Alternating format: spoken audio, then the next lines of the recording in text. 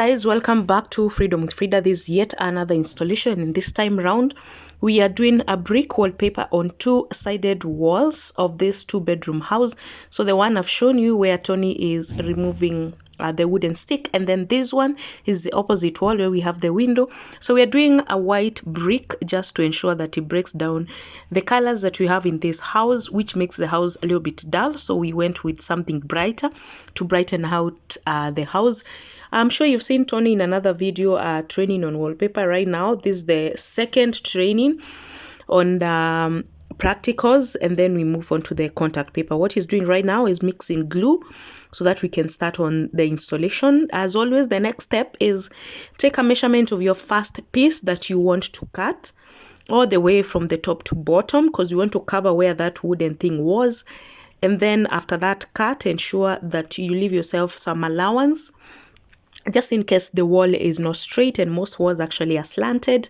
So ensure you give yourself some allowance. Then you apply glue on the piece of paper that you've cut on both sides to ensure that they're going to even out with the glue on the wall. Then after that, you apply glue onto the wall. Now we are starting on the right side of this wall, because the wallpaper, there's an edge there all the way from the door, on the corridor of the door, just to ensure that we have the machine cut of the wallpaper to the edge of this wall. Let's get moving. In case you have any queries, kindly leave it in the comment section and I'll be so glad to answer you.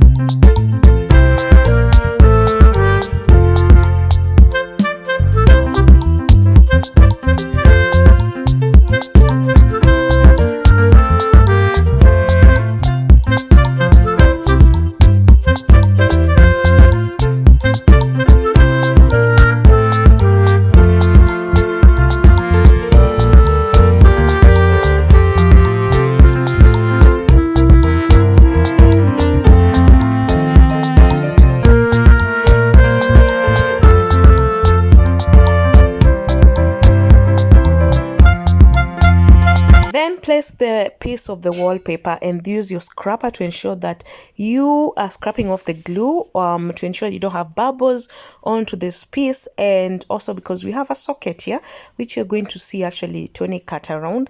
That's another thing, you also need to know how to cut around things on the wall. There could be sockets, there could be hangings that are permanently put on the walls. Whatever it is that you want to cut around, you also need to learn onto that, and that's what Tony is doing right here to ensure that you cut around the socket and leave it with the consistency still seen, and that it doesn't look like it's teared up onto the sides of the wall. Enjoy the other part of the installation.